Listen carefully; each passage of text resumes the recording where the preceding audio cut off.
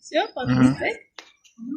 Պարոն Մելիքյան, կխնդրենք մի փոքր մանրամասներ հայտնեք նիստից, իր վերջո ինչպես անցավ ու ինչ ակնկալիքներ ունեք, վաղը ինչ սպասել։ Իրականում շատ բան չունեմ ասելու, մենք մեր փաստարկները ներկայացրեցինք, հակառակ կողմի իր փաստարկները ներկայացրեց։ Շատ բան չունեմ ասելու, այն պատմությունը, որ այսպես դետալ առ դետալ ներկայացվում է Արմեն Աշոտյանին մեղադրելու համար, հողերի լվացման, օժանդակության համար, իր բոլոր դետալներում է մեղմ ասած խնդրահարույց։ Այսինքն, երբ որ մենք այդ ամբողջ շենքը պատկերացնում ենք, մի քար մեջից դուրս գա ամբողջը փրկվում է, իրականում կարելի է ասել որևէ քար չկա, որ ամուր է։ Սա գնահատականը մեղադրանքի մասով։ Ինչ վերաբերում է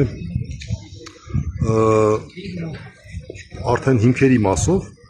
Արմեն Աշոտյանը շատ կարևոր բան ասեց, ես դա ուզում եմ կարևորել, մի քիչ իրավաբանի հայացքով հարցերին նայելը ուրիշ է, բայց ավելի հեռվից ավելի ոչ իրավաբանի հայացքով հարցերին նայելը այլ է։ Պետությունը հսկայական միջոցներ է ծախսել այլընտրանքային խափանման միջոցների համակարգ ստեղծելու համար։ Հսկայական միջոցներ է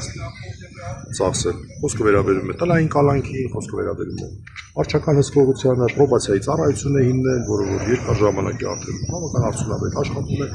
Եվ երբ որ ամեն դեպքում նման դեպքերում այն էլ 2019 թվականին հարուցված քրեական բարույթով 7 տարի, 8 տարի քննել են ժամանակին արձակնել են երկար ժամանակ որևէ կերպ չեն անհանգստացրել եւ զարմանալիորեն ընտրությունների շեմին հիշել են։ Կարող է ընթացքում ինչ-որ գործողություններ արել, դա մեր այսպես տեսադաշտից դուրս է եղել, բայց մենք չենք համարում, որ ողջամիտ է ենթադրել, որ այս ամենը այսպես շատ պատահական է։ Այդպես չի, ամենևին պատահական իհարկե չէ։ Եվ այսքան պետությունը միջոցներ է գործադրել եւ ընդհանրապես մի նախադասությունով արույթ իրականացնող մարմինը ոչ միայն այս գործով, բայց այս գործով հատուկ եմ ուզում ընդգծել։ Նշում է, որ այլընտրանքային ոչ մի խափանման միջոց իզորու չէ ապահովել արույթ իրականացնող մարմնի, այսպես ասած, մտահոգությունները փարատել, դա նշանակում է, որ ամբողջ պետական քաղաքականությունը կասկածի տակ է դրվում։ Այս անգամ որ դատավորներ Դատավոր Սարգսյանը։